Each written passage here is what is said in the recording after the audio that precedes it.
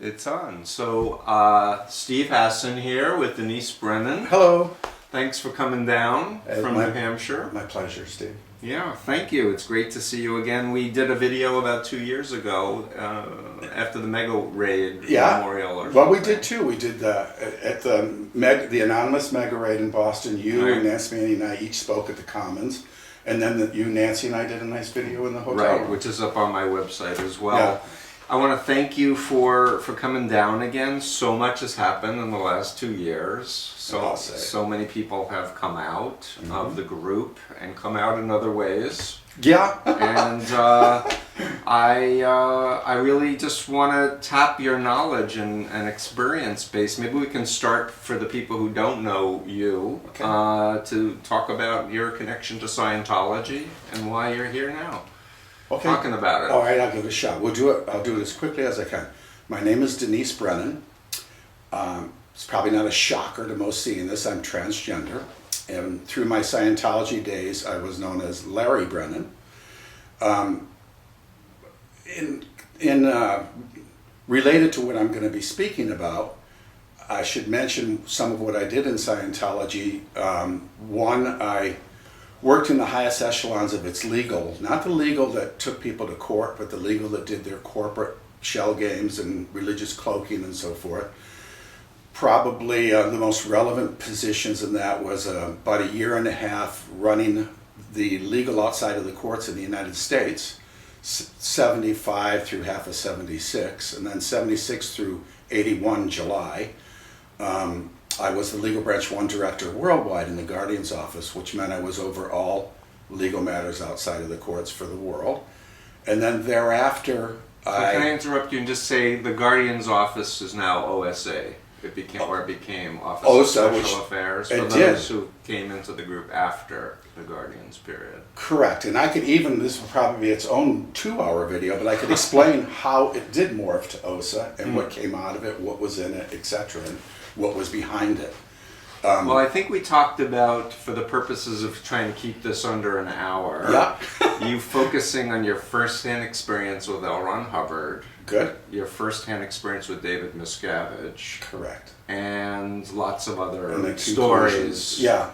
Okay, good. Well, anyway, But you were at the top of the top. You were getting orders directly from Hubbard to do what? Well, that's what I'm going to get to. Sorry for interrupting. That's okay.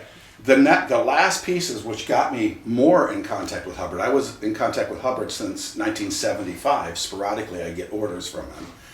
But it started heavy in 1982 because after we re-engineered, restructured Scientology corporately, I became what was called Special Unit in Charge and Watchdog Committee X. And all that meant was Special Unit was kind of a secretive group that handled the most important parts of Scientology's intelligence and legal and PR functions. And the Watchdog Committee at the time, this is 1982 and 3, was the highest body within Scientology that people knew of. There wasn't anything over it like there is today, like Religious Technology Center. So there were like 10 or 12 of us who basically ran things, except that hidden behind the scenes, L. Ron Hubbard was running us through and in the person of David Miscavige. So in the course of doing that, I think people should understand. I'm not gonna try and do a detailed explanation of corporate structure or anything, but we, at the time that Scientology's corporate structure was majorly reorganized into what it is basically today, we were worried about all these attacks on Scientology, that the IRS was going to end up with most of Scientology's money, that people that had damages claims that were filing legal actions because they were damaged in Scientology could get to Scientology's assets, and Scientology's assets were mostly in one corporation, the Church of Scientology of California.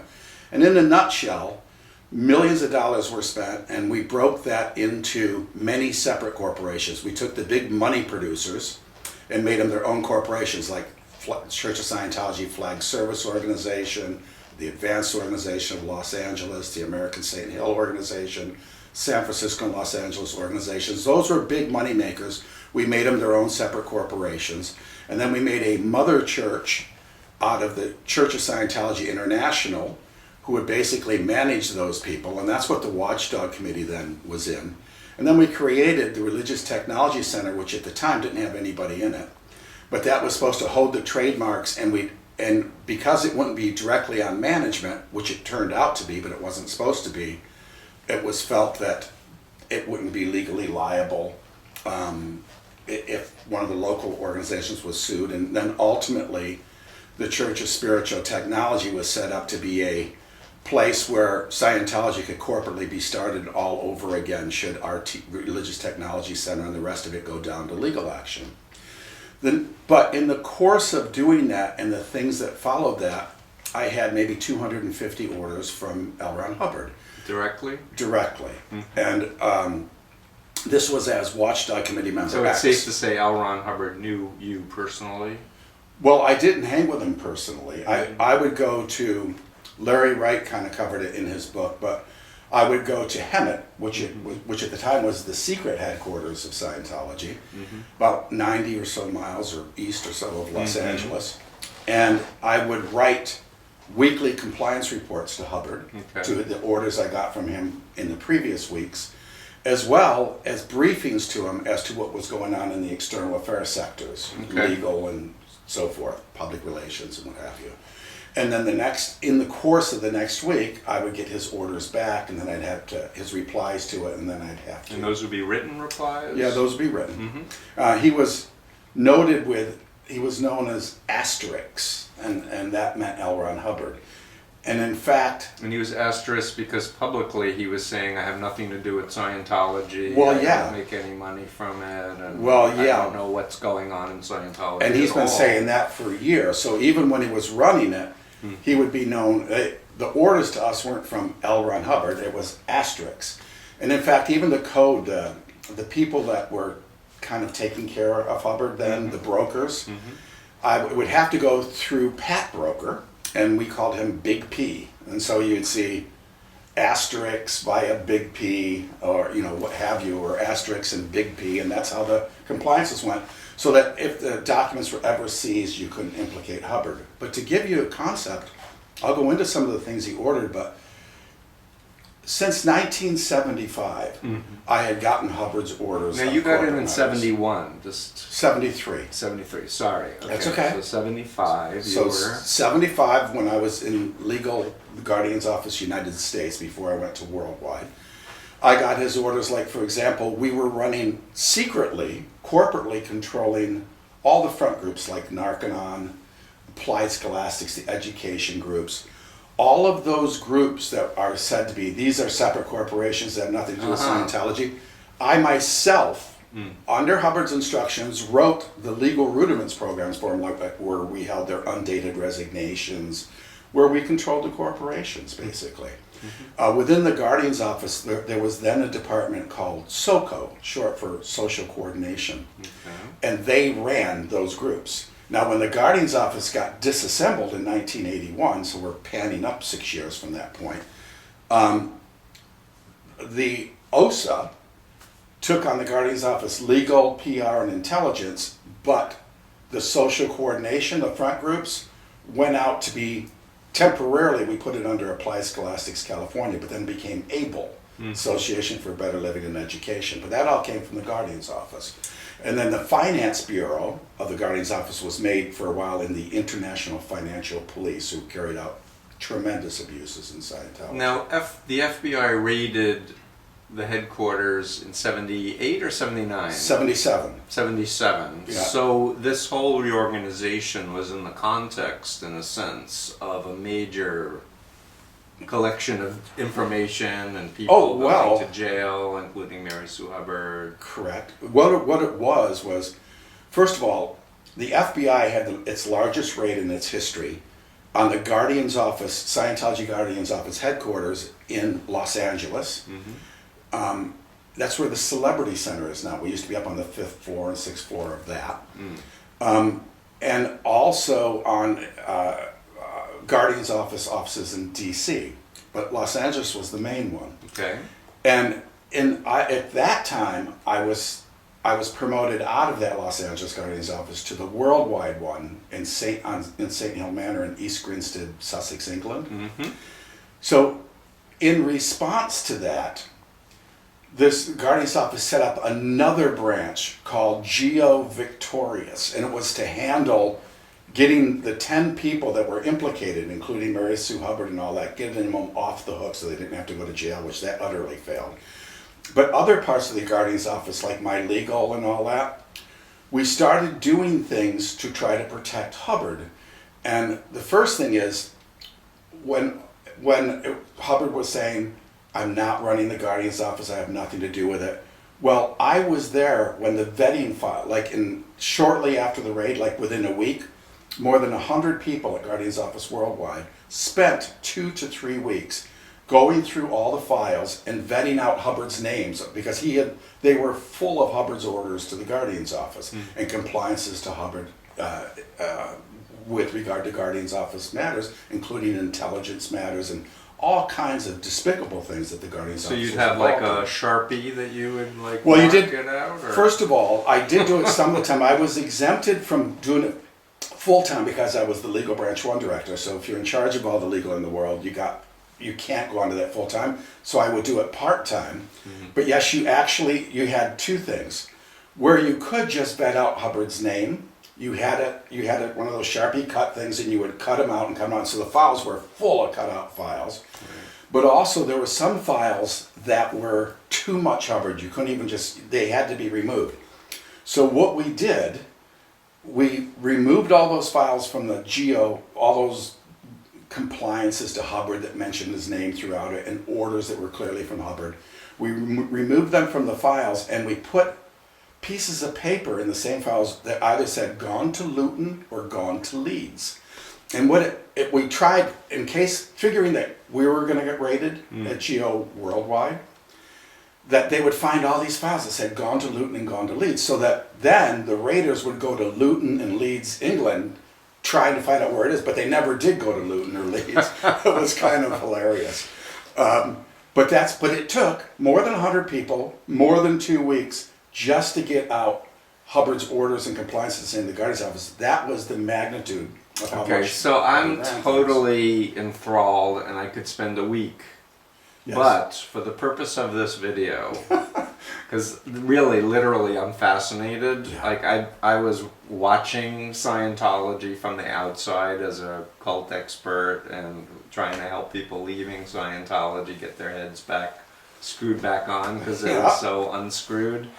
But I'm fascinated for the insider word. But really, so you were involved for what, 24 years, or how long were you involved? All told in Scientology, including as a public Scientologist, which is a lot of my tenure in Scientology, close to 30.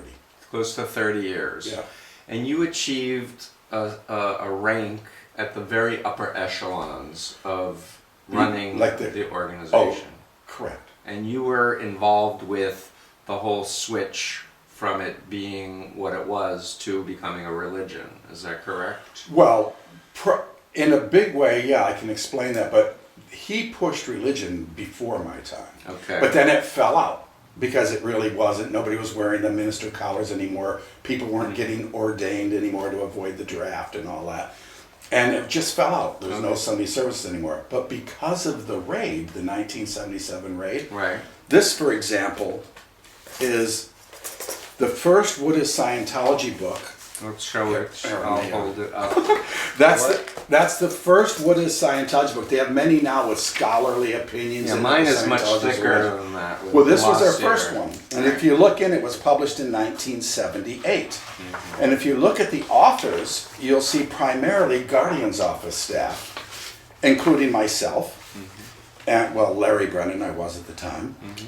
And now the purpose of this and the re-emphasizing religious cloaking was part of our defense with the FBI raids was going to be, oh, we're a religion and we're entitled to do various things as a religion. And we expected a lot more heat from other sectors that were going to go, the only way that you could do a lot of Scientology as an organization was to cloak it as a religion. Like, for example, if you're not even paying minimum wage, or you're not even paying 11 cents an hour, well, they better be religious volunteers.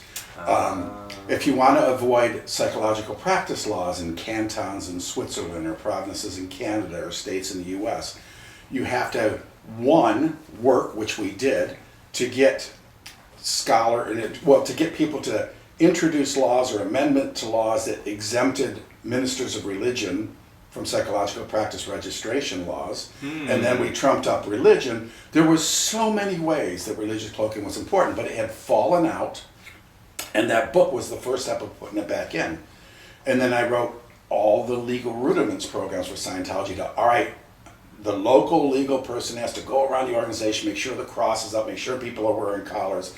Every organization hated to do a Sunday service because it was a waste of time. They made no money on it, but every now and then some guardian's office people would put one on when you invited somebody in. And it was so disingenuous. And it really, the cloaking was really nothing more than a cloaking.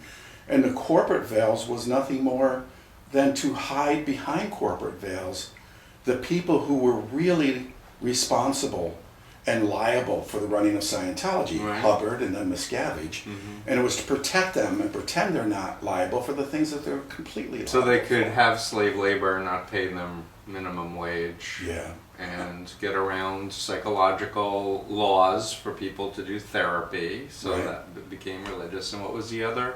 Also, to pay less taxes, perhaps, on buildings? Well, everything. Property taxes, not paying income taxes on sales of services. Like, we pushed again the whole idea that payment for Scientology services was a fixed donation. Now, there's nothing that's a donation about it. You can't do the service unless you pay for it. Right. But calling it a fixed donation tried to make it sound religious, right. To try to make the people get taxable deductions for paying for services. I mean, I had $400,000 in fixed donations that I had to pay, and lots of people have paid a lot more than that. But again, it's just part of the cloaking to try to make it look like something it isn't. Right. So can I just say that you've expressed to me that you feel a certain responsibility for helping this organization become a religion and harm so many people, and that's why you're speaking out? Well, no. Well, yes, absolutely, but I wasn't in it. Like, I think most people in Scientology are really, really good people. Yes. But they were betrayed. Like, the insanities of Hubbard to destroy people and to be deceptive are woven throughout Scientology. Okay, I'm going to interrupt you. Say that again. The insanities of Hubbard. The insanities of Hubbard, for example, where he would write that everybody who speaks out against Scientology is our enemy and they must be destroyed utterly. Where he says, if you don't believe me 100%, then there's something wrong with you. Where if you want to leave Scientology, you're a criminal, or you have what they call overts, undisclosed crimes. Where you have to disconnect from family members if they are in any way saying you can't be involved in Scientology or impinging on you. And so many families have been destroyed through that. Where you have to make people pay all their life savings, all their children's scholarship funds, all their retirement funds to Scientology. The bloodthirstiness of that is part of what I call Hubbard's insanity. It's woven throughout Scientology policy. So along with it are these beautiful sounding things. We're here to have a world without war, and who doesn't want a world without war? And these beautiful things. Well, the Moonies say that too. Yeah. The cult that I was in. But the bottom line is, people hear these wonderful things from Hubbard, and then they look at all these other things and they tend to justify them. They think somehow you're still doing good. At no point did or I suspect most people who are in Scientology ever go, I'm here to destroy people. Right. In fact, I never did any of this stuff. I never assigned anybody to their rehabilitation internment camps and things like that. But I feel responsible for, one, creating a corporate shell that we felt could be Scientology's Maginot Line. In other words, you cannot take it down legally. It doesn't matter if you're the FBI or the IRS or any damages litigant, civil litigant. The corporate structure was so strong and there are so many veils in it.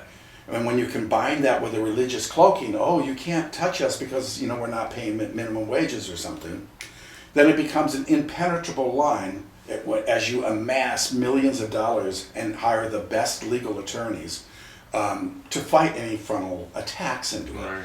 But all of that is to hide that deception, the really evil part of it that, like I said, it's woven throughout its policies. And with it are all these wonderful people that are in Scientology or that have gotten out or are now in independent Scientology or they're ex-Scientologists. But they went there because they believed in something good, and they went in a good and decent and trusting person and were betrayed by it. Right. You know, they've lost their families or they've lost their lives. You know, you don't even have to be, just as a quick comment on the legacy of Scientology, what's hidden behind those veils. The legacy of Scientology is the destroyed families. The people that have lost everything financially, people that have lost their lives. And you don't even have to be a Scientologist to be a victim of it. Right. For example, Kyle Brennan was a young man whose father was a Scientologist. He visited his father in Clearwater. And because of their crazy beliefs based on Hubbard's dangerous policies of you cannot take medication prescribed by a psychiatrist or be on the psychiatrist or even a psychologist lines, they took away his medication, and within a day or two, and that's despite his mother, who was not a Scientologist, pleading over the phone, she was out of town, don't take away his medication, she wanted to get him home. And he was dead of a gunshot wound to the head within 2 days. Now here's a woman that for the rest of her life will go through hell. She'll wake up every day with no respite to her lost son, to every grandchild she won't see, every birthday she won't celebrate, because Scientology and its backwards beliefs will take somebody away from a needed therapy, and something like that can happen. I mean, there's people that right now, in the last year, 3 people died on Narconon, Scientology's drug rehab program, Arrowhead. In Oklahoma, 3 people died. And it was, I mean, that alone is its own 3-hour video. But all those groups were, and run under Hubbard and on Hubbard's orders, were front groups for Scientology to try to filter people to Scientology and filter money to Scientology. And Hubbard even wrote, these are how we're going to penetrate society and we're going to fool them. Like study technology in their education groups, Hubbard wrote was their primary bridge to out into society. Who doesn't want to study or have their kids study? And it's a way to make Scientologists. And you know, Steve, even I was in a store about 3 weeks ago, and Hubbard's science fiction books were on a display.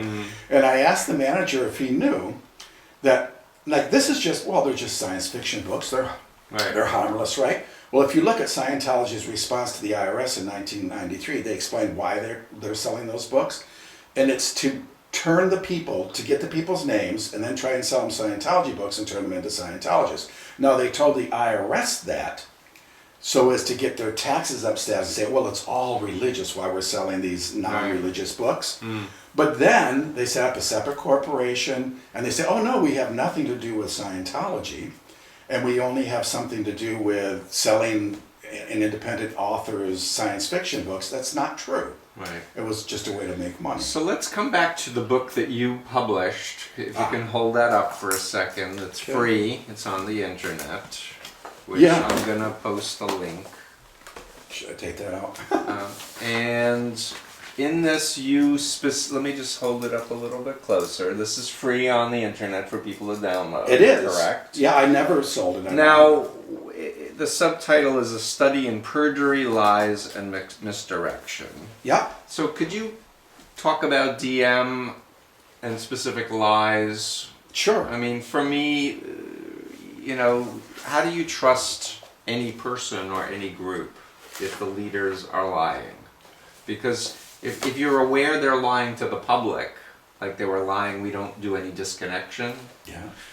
And you know that they do disconnection because you're a Scientologist. If you know they're lying to the public, how do you know the leaders aren't lying to you? Well, I think that the vast majority of Scientologists don't know that the leaders are lying to them. Just like they didn't know, Hubbard, for example, said, I took no money from Scientology. But yet I saw him take $40 million in the first half of 1982 alone. Really?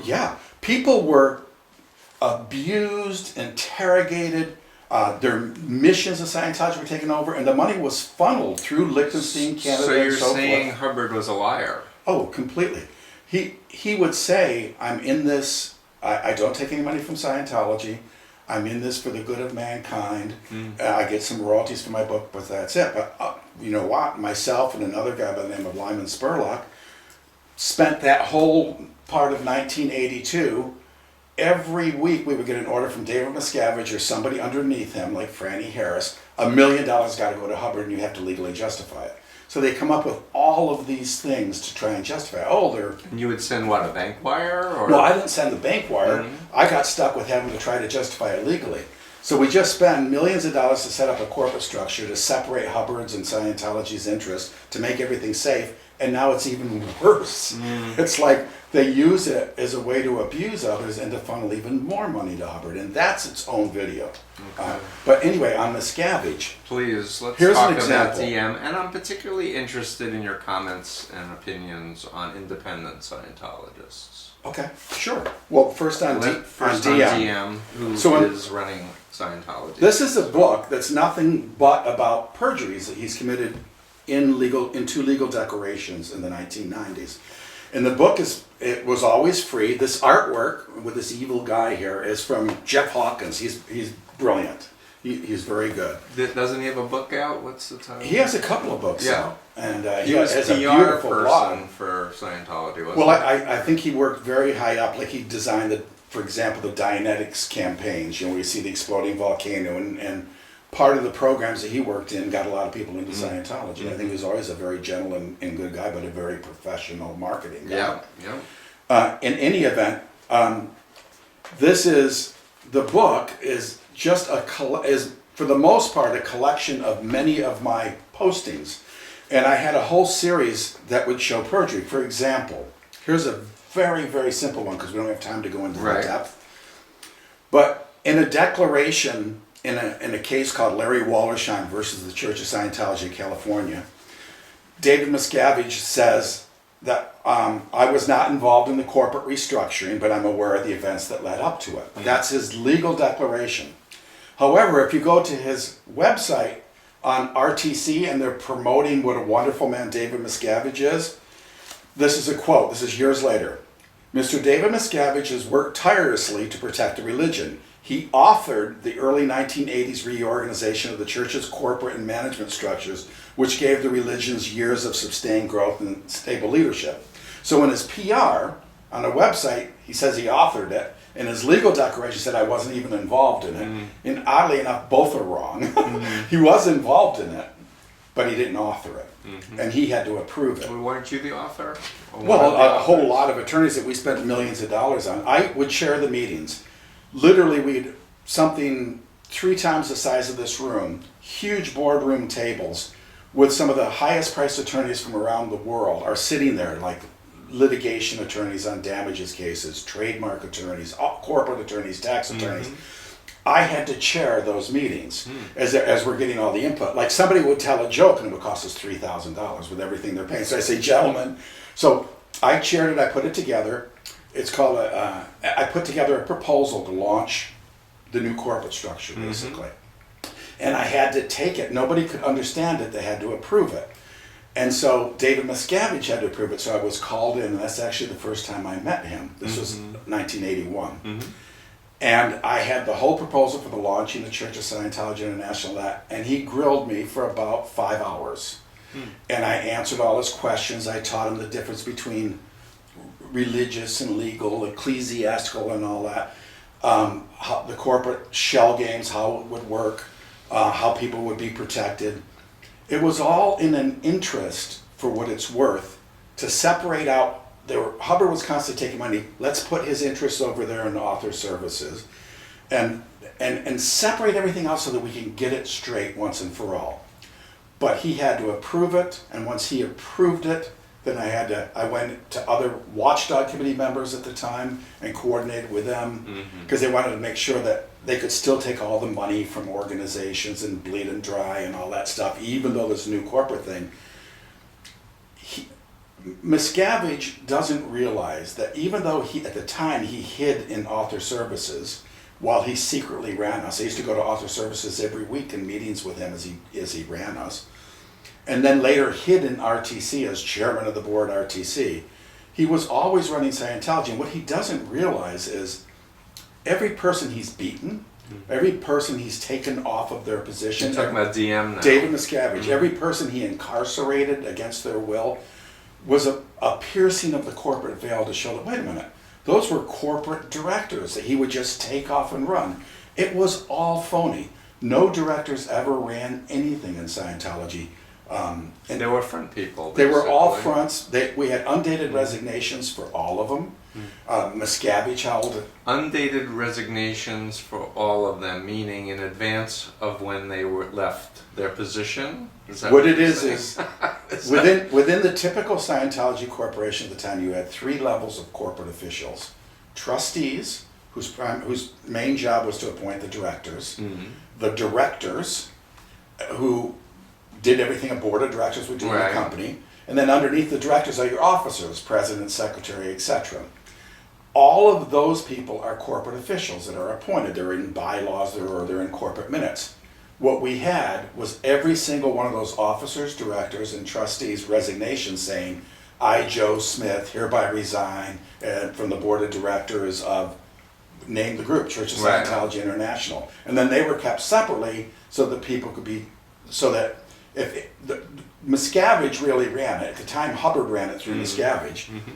But we put up all that, like if you tap that now and say, oh, Miscavige really runs it, they say, no, look, we have different boards of directors, we have different bank accounts. Well, let me tell you something. The only difference between the days when the Sea Organization under Miscavige and the Guardian's Office used to pillage all the local organizations and just take their money and transfer it, and we in corporate said, you can't do that. It's pure. It's making you all like one big corporation. All we did is we sadly didn't change the pillaging. We just had all these different legal significances, like, oh, here's a trust for all the films that they get from international management, so you got to pay 10% or 5% of your money to the films trust. The legal machinations. Correct, to cover the same. With the top lawyers in the world to advise you on how to hide it from the IRS and from anybody else that was interested.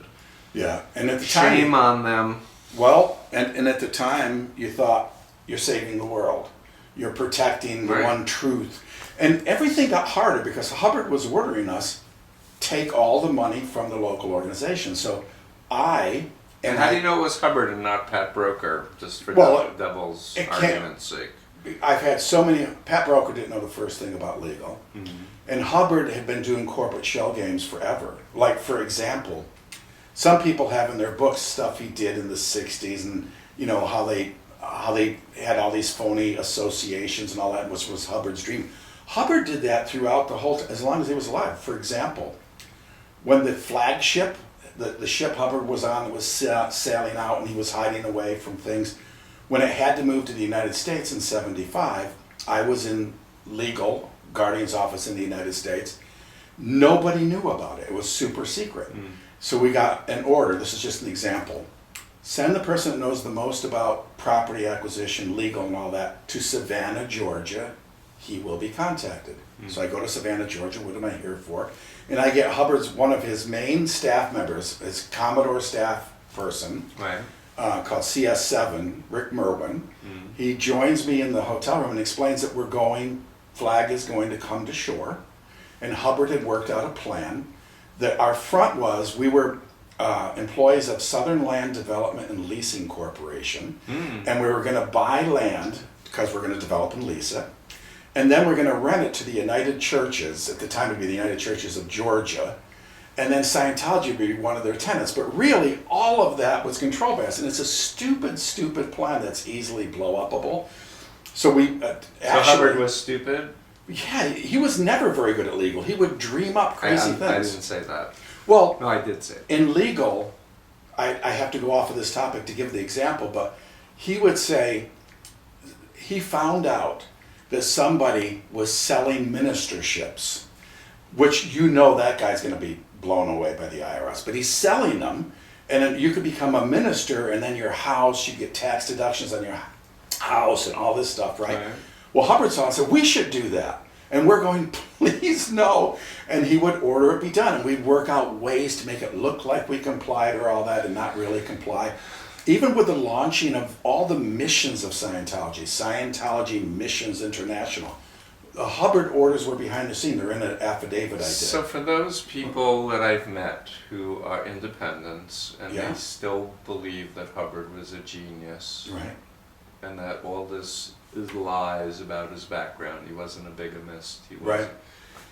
What can you tell me your opinion? Where are you at now in terms of your? Well, I'm not a Scientologist of any flavor, including independent. I think that some of the people I know that consider themselves independent Scientologists are incredibly nice people. Yeah, I agree. Like Karen, who's a class 12 auditor and all that. She is one of the kindest, gentlest, nicest people I've ever known. Karen is Kyle's.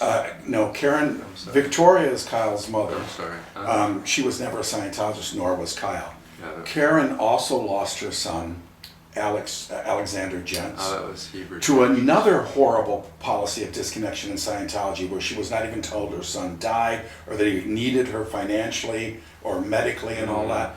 And her son died and they cruelly hid it from her and didn't even let her see the body. She is one of the most loving, gentle, and kind people I've ever known. And I've been audited by her back in the 1980s. I think the reason why the reason why people like Karen, I believe, they are kind and gentle people, and in their kindness and their gentleness, they help people. And that is the beautifulness of Scientology is not what Hubbard wrote, but it's in spite of what Hubbard wrote. It's in the heart of those people. So some people in independent Scientology are clearly good people who are trying to find their way. And I think over time they're going to find that they're not made superhuman through Scientology, and it's a weak form of psychotherapy, and it's probably a stepping stone to get out of Scientology altogether. But they have a right to practice things that don't hurt each other, but some of the stuff they're going to run into trouble for. For example, I've seen a completion report on the purification rundown from an independent Scientology organization or group. Well, that's a dangerous thing where you're given massive doses of niacin and other vitamins and take dangerous sauna practices where somebody could be severely hurt. Right. Well, they're not going to have religious cloaking. They're not going to have Scientology's big attorneys to protect them when somebody comes down on them. And I don't think they should do the kind of things like that that are dangerous. Or things like the introspection rundown, what was done to Lisa McPherson, where she horribly lost her life in Scientology. Right. That's dangerous. Held against her will for 17 that's days. what somebody badly needs the help of a professional, and they're kept from a professional. That's going to be a danger. But people who genuinely want a kind heart to talk to, they want to make the world a better place, they want to apply their versions of Scientology to it, should be allowed to do it. But they don't know, except for the really dangerous parts, but they don't know that the man behind it, that they cherish and worship, that they read all the things like we want a world without war, that people are basically good and wonderful. They don't realize how, in reality, that man behind the scenes didn't live like that. He abused people greatly. He threw people under the bus when the heat looked like it was going to him. He threw his own wife under the bus. He threw the GO, the Guardian's Office, which should have been thrown under a bus. But I was on the mission, for example, where Hubbard's talked about the Guardian's Office octopus that took over Scientology. They were his orders. But as soon as the Guardian's Office got in trouble, he said, oh, that's... And then Their fault. he created another octopus called the Office of Special Affairs that secretly controlled it. But it was just constantly covering up things, and the abuses were horrible that were rained down on people. He even ordered all of the top people in Scientology and the Watchdog Committee to spit on people for him. I refused. I couldn't do it. But all You the refused the direct order from I Hubbard? did. I could You not. didn't get in trouble yourself for that? I eventually got removed because it was like I did, for example, all the things where they needed a kind person. Like I'm the one that buried Omar Garrison's biography, that did the settlement, that hid all that stuff about Hubbard. Because Omar Garrison was with DM and that, and it blew up because he's so hostile. And Von Young and I were just gentler people who negotiated. Von Young. Von Young was one of the nicest people you'd ever want to know. Well, he and I are the ones that negotiated with LRH's attorneys, Barry Litt and Sherman Lensk and Steve Lentz, and us negotiated with Omar Garrison and his attorney to buy the biography, which, by the way, it was completed. It was called L. Ron Hubbard, His Life, his loves, and his letters. And it was a horrible indictment of Hubbard, much like... Horrible in the sense that it was true. And it was true, and it showed the kind of man he was, and that he was a bigamist and so forth. And so my project was to, at any price, buy the rights to it. And we did. And I have postings exactly on that. I turned it into Miscavige and Norman Starkey over at Author Services, and it was buried forever. But that was the one authorized biography, by Hubbard himself. Interesting. Anyway. So, and because this week can go on and on and on. So I was looking at your book, and I think I saw you say that you personally saw David Miscavige be physical. Yeah. Could you say something? Yeah, I did. It was back when I was on Watchdog Committee. I was the only Watchdog Committee member who wasn't based at Hemet, where the secret base was. I had to go there once or twice a week. I had to be based in Los Angeles because that's where all the attorneys and the action, and due to the nature of what I dealt with, you couldn't be hidden away like you could if you were over, production of organizations or what have you, broadly. Anyway, one of the times I went there to write my weekly compliance reports to Hubbard, I happened to go into one of Miscavige's, one of the offices, and much to my shock and surprise, there were 3 men lined up. And they were surrounded by people who were keeping them there. And David Miscavige was there. Now, this is the same David Miscavige who, in those declarations, said, I was in Author Services and I was not running Scientology at the time. Right. That same David Miscavige. He walked up to the first one and punched him really hard in the mouth. He went to the second one and slapped him really hard to the point where he almost went to the floor. And he went to the next one and choked him so badly he turned beet red, and I thought he was going to pass out. This was the guy who said, I had nothing to do with the running of Scientology. But yeah. Did any of the men fight back? No, nobody did. And probably any one of them, I mean, I don't know, but any one of them might well have dealt with Miscavige physically. But here you're talking about the guy who's funneling things from Hubbard. He's Hubbard's man to us. Right. And obviously there must be something wrong with you if this is happening to you. And what's really sad... That's what the people who were being abused believed, is that Correct. because this great man is hitting me or punching There's me or something wrong choking with me, I must have caused some overt or something in my past life that warrants this type of Or behavior. now. Or now. And the thing with Miscavige is he's sadistic. I'm not going to name the 2 people. And by the way, what I just said is in Larry Wright's new book. I tried to, and I'd like to just acknowledge somebody. Back in the day when there were only a few of us speaking out, Johnny Jacobson tried to get that story published. He's a lovely man, and he has this beautiful website, Infinite Complacency, with tremendously informative stuff about Scientology, and it's legal on it. And he was trying to get that story covered, and nobody would cover it because nobody would back it up saying the DM was beating people or any of that. Right. And everyone was afraid of Scientology.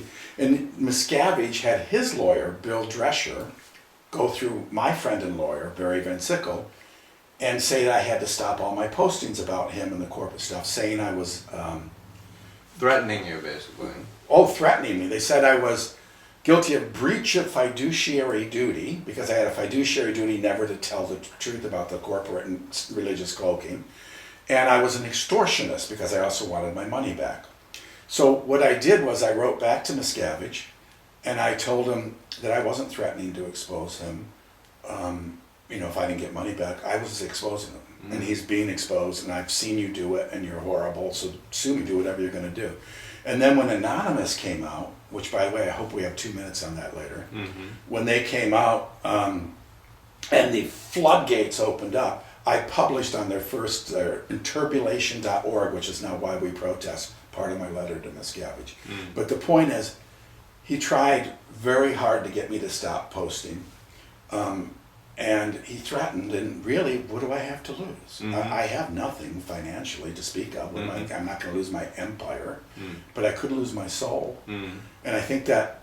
You mean if you didn't do the right thing? Well, yeah, and I think a lot of people have come to that conclusion, which is wonderful. I remember back then, people who have even written books now, wonderful people, they were afraid of what's going to happen. And what opened the floodgates is when Anonymous came out, And 300 kids there, and you and I were there. Yeah, we were at the Boston Org. We were, and Rock like and 300. roll. I mean, I was like, yay! I'm being interviewed by Boston Now, and I'm talking about Miscavige beating people. And 20 feet away is Optimus Prime saying Scientology are Decepticons.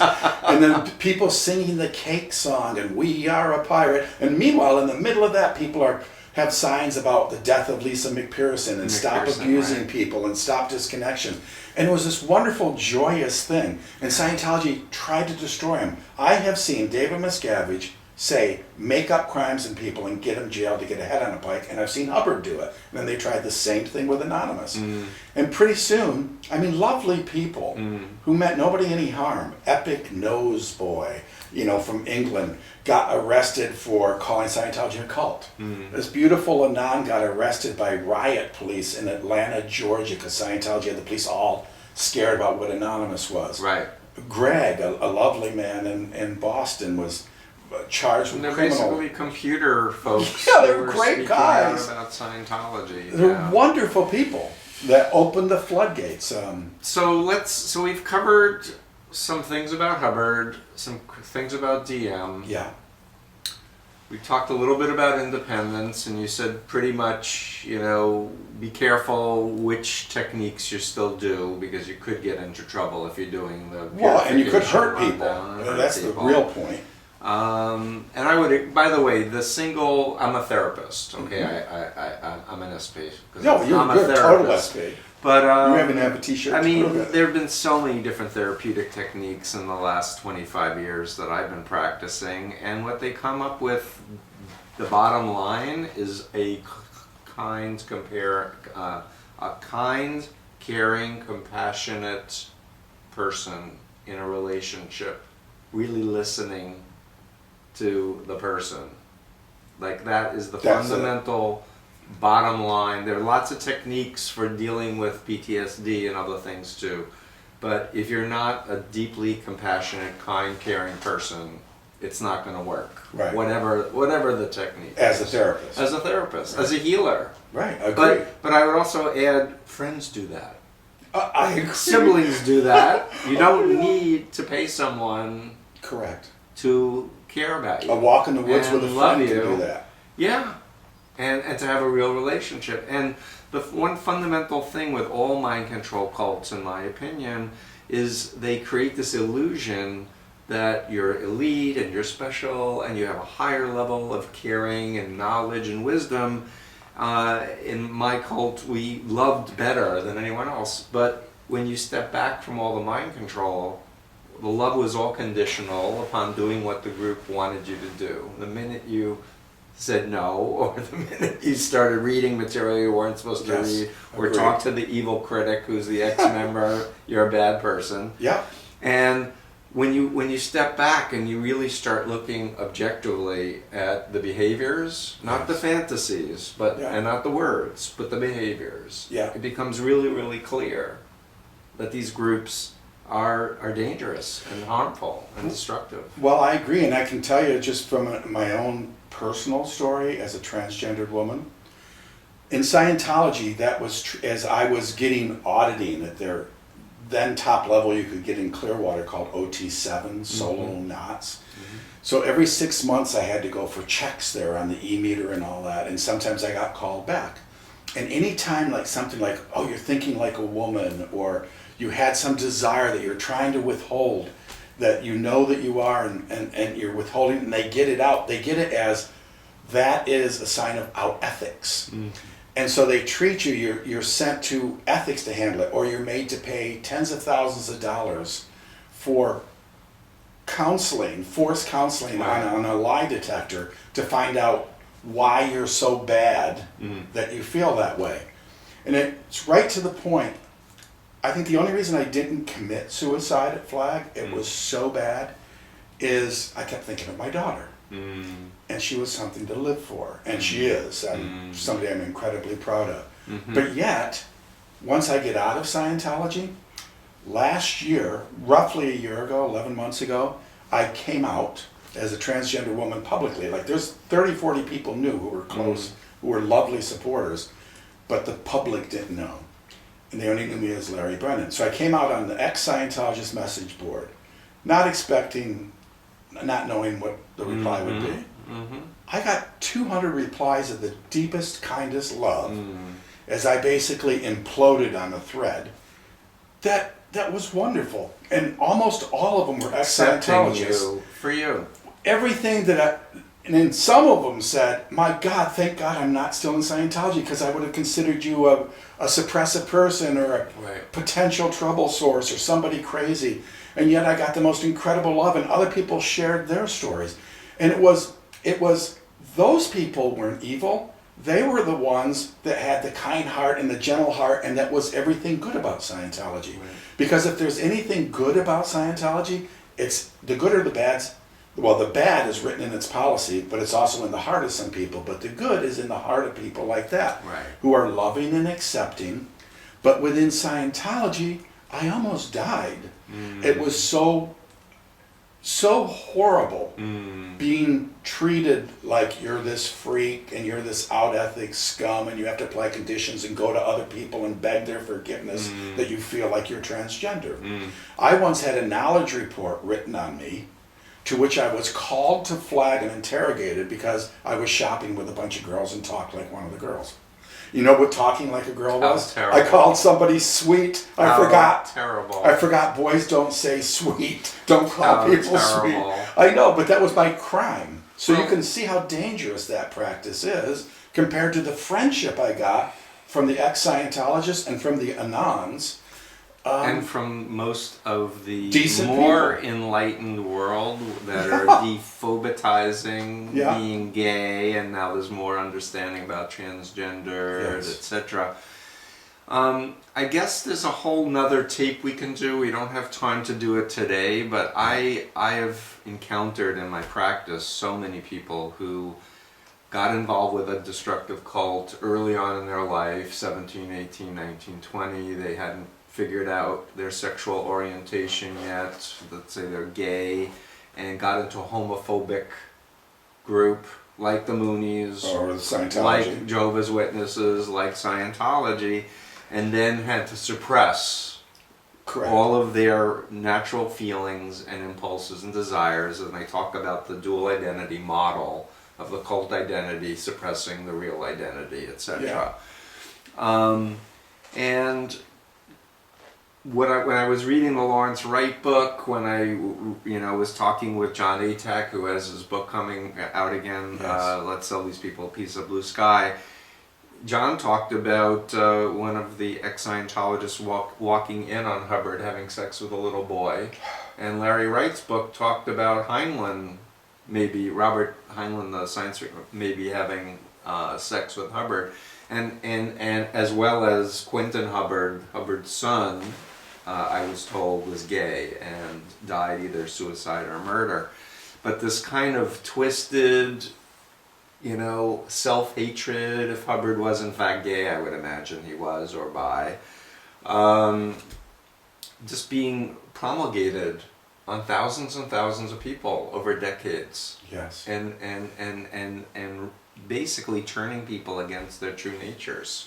Well, yeah, in fact, it makes it really bad, because in the book Science of Survival, he would say, if you're gay, us transgender are probably like 8 levels below gay, but if you're gay, you are what he calls it's not funny. Covertly hostile, and that is such a level on his emotional tone scale that you are the type that needs to be isolated from society and either rehabilitated or disposed of quietly and without sorrow.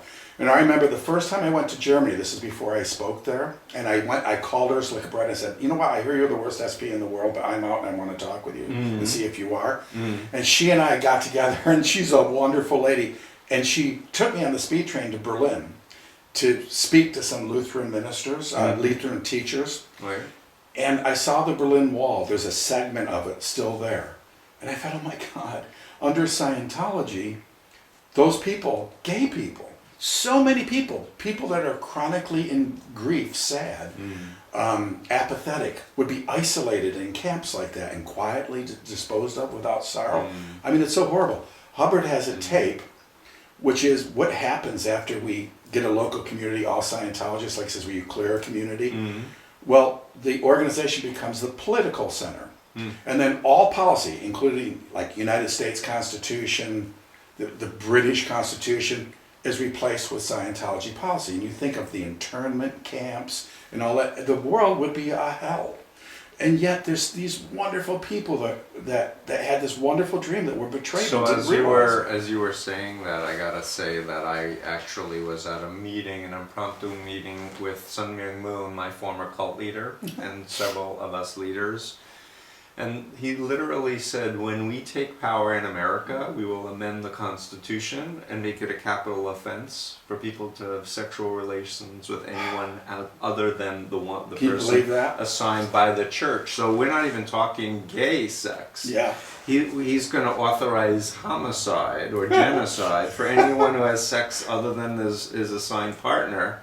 And what we found out, he died in September of 2012. But what we found out, for me, I left in 1976, so decades after I left, was that he was having sex with lots of women to purify them, supposedly, because he was the Messiah, so he had the perfect penis so that he could make everybody sinless. And the man was an utter crazy hypocrite. Yeah. And with my former cult, what's interesting is that his children are fighting amongst the empire for the billions and billions of dollars of the empire. And what's clear, when Hubbard died, there was this big fight going on, and David Miscavige is the ruler, but I don't think for too much longer. What do you think is the future? Well, honestly, I think the organization is going to be difficult. I have posted that the way to take down Scientology is with the truth.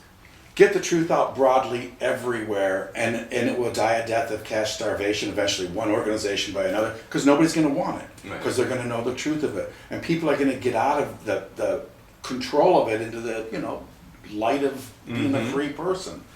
And I think it's only through that, it's just painfully slow to do that. I think what's going to happen is, I once wrote, just to be annoying, a post publicly on how to remove David Miscavige corporately. There's 3 different ways to do it. It can be done from, because I designed the corporations. And it's not that hard, except he has this mental control on people. So at some point, you got to think he's going to either die of all this scotch and whatever else he takes, or somebody is going to just turn on him. But I don't see it. I mean, I don't see it on the short term. So I think what's got to happen is we've got to keep telling the world, and keep over and over and over telling the world what the truth is about Scientology, and what's going to happen when your child goes in. And hopefully, you know where the truth is? On February 15th, I don't know if this is going to be on your website before February 15th. Oh, we can put it up later. It's the 10th of February of 2000. On February 15th, Victoria Britton, the mother of Kyle Brennan, both of whom were never Scientologists, and she lost her son Kyle because of Scientology's practices. Victoria, for the first time, her voice is going to be heard. She's going to be on God Discussion Radio for an hour. And I've posted about it and how to find it and all that. And she will tell the true story of Scientology without even being Scientologist, because she's going to talk about the love of her child and what happened to her child. And that's what Scientology does. That's what Scientology can cause to people with their crazy policies of taking people away from the help they really need and what have you. That's going to be that is what the world needs to know, what the world needs to hear over and over. The things you do, the books, Jenna Miscavige. Beyond Belief just came out. The niece of David Miscavige. And it's true. I'm reading it right now, by the way. I knew all her relatives that she talked about there. I worked at the corporation her parents worked at. I'm so proud of her for coming out and having the courage to tell. But her realization, her epiphany, was, I'm not going to be afraid of them anymore, and I don't have to be afraid. And all of a sudden, the bonds break. The phobias lift. And she, through her love, kept her and her husband together, and now have a family. She had the courage, and now she has the courage to stand up and talk. And that's all it is. It's like this invisible bond that stand up to him. When I told Miscavige, I'm not a fighter. I have the lowest testosterone that's ever been measured in the Dartmouth Hitchcock Clinic. That's my claim to fame. But you just say, fine, sue me. Right. And you want to know something? If he sues me or anybody else, there's 40 of us that are going to tell the true story of him. He's in trouble. Yeah, and then he'd be deposed Yeah, in the suit. And he's in serial trouble. Doesn't want to do that. He should have expected this day. You should have, David. Yeah. And isn't his wife disappeared? Yeah, Shelley. I knew Shelley with David up at Hemet, back when David was running things. But I was not there when she was disappeared, so I don't know anything more than anybody that reads much on the internet would know. But yeah, that's... So we're going to need to wrap up shortly, but I was moved to read about Paul Haggis, to see his interviews. I was a little frustrated when I heard him say I was so stupid to believe it, and like he still doesn't understand the whole issue of social psychology of influence, and the fact that Hubbard was a hypnotist, and that much of the entire system is based on mind control. But the point is I was so moved to see someone at such a high level in Hollywood speak out and say, yep, I was in 34 years or 35 years and I'm out. I think it's amazing. And I'm done. And that kind of role modeling hopefully will bring other celebrities out. I hope so. And frankly, I'd like to see more celebrities speak out about their different cult involvements, because Scientology is just one of thousands of cults that are out there right now. What do you think about Tom Cruise? I think the thing that's sad about Tom Cruise is I can understand how somebody would fully believe, that Scientology's programs are great, because you get into that mindset. Right. He can't not know the truth about David Miscavige beating people, and there's a sea of slavery in Hemet, and he's there constantly. How could he not speak out? And a lot of people have spoken out who he knew personally. Yeah, so if he's the guy that says, L. Ron Hubbard is here, and David Miscavige is there, and Tom Cruise is there, and the rest of the world's down there, he's crazy. But the thing is, he's got to know the truth by now. So I don't understand. I will tell you this. The saddest thing I think I felt in my final realization that Scientology was not the answer was that all that was invested in it and your hope for freedom and for all this goodness is dashed. So what is the answer? And I think it's hard for people to break that mindset, because you hope, even if you're a good person. John Travolta, I've met him twice and he seemed like a very kind man. And yet, how can they not know some of these things? And I think they need to wake up. They need to speak up, because they'll be heard. Yeah. Now, the thing I love about Jenna, in addition to the fact that she's a wonderful, courageous person, is that she will get airtime because she was his niece. Right. Well, guess what airtime Tom Cruise would get? He could do so much good in raising public awareness. No, and I honestly believe he's going to come out. I hope so. And as soon as he and Katie Holmes divorced, and she got custody of Surrey, and they did the quick deal. Yeah. So that they weren't going to try to keep Surrey in the group like they did with Nicole Kidman. As soon as Surrey went with Katie Holmes, my first thought as a therapist and as a father was, if he loves his daughter, the clock is ticking, he's going to get out. Yeah. If he loves his daughter, I think you're right. he's going to get out. I will tell you. Because love is stronger than mind control. Oh, Steve, I could not agree more. When I left, long story short, they did all kinds of things to keep me in, because they were so worried about me. But my baby was 1 year old. She was born in that big blue building, the complex in Los Angeles with the big Scientology cross and sign. Right. I'd go home at night and there'd be 50 cockroaches all over her crib. It was and I had one of the best setups. It was horrible, and for my child, I'm leaving. And by the way, enough is said. If you can't be abusive of people, then you're treated as you don't have a confront of evil. Well, what's evil? Your little daughter that will keep you out of that thing? So yeah, you have to make a decision. And even fast forward 18 years later, my daughter got back in. She was in the Commodore Staff Messenger Organization in Los Angeles. She fled. And I was now a public Scientologist. And I knew she was fleeing. She told me about it. And I helped her get across country. I got called, and they said, and I wanted to be out of Scientology. I just want to stay away. I get called, "Where's your daughter?" And I said, "She's safe." And I had two different parts of Commodore staff, the top organizations of Scientology, threaten me and tell me I had to tell my daughter she had no father, and she is to report back to Los Angeles for punishment, to be rehabilitated, and I was not to give her a home, and to leave her and another little 18-year-old girl traveling across country with almost no money, go live on your own. The words I said I will not repeat on here. Was it F you? Yeah, worse. Okay. And that, the love of my daughter is the one beautiful, everything I did in Scientology was wasted for doing good for the world. But my daughter is one of the most beautiful, kind, gentle people, loving people that I'm sending forward into the world. That I've accomplished it. It's my opus. And they tried to take that. They took that away from Karen, who lost her son Alexander. They took it away from Victoria Britton, who lost her son who wasn't even a Scientologist. They do that, and they're like spiritual vampires. Suck every bit of decency out of you. And you're right. Love is stronger, and the love of a child, I think, is the strongest. Certainly for me. Yeah. And love of Trump self. Scientology. Well, yeah, love of your self true can be self harder. That's a big deal. I'm diagnosed PTSD, and I've had my own problems. But yeah, that's been the biggest thing is to say. Is to get out of the Scientology mindset. Even when you're out, even when you're one of the most known critics of Scientology, you have yourself to deal with. I have my transition to deal with.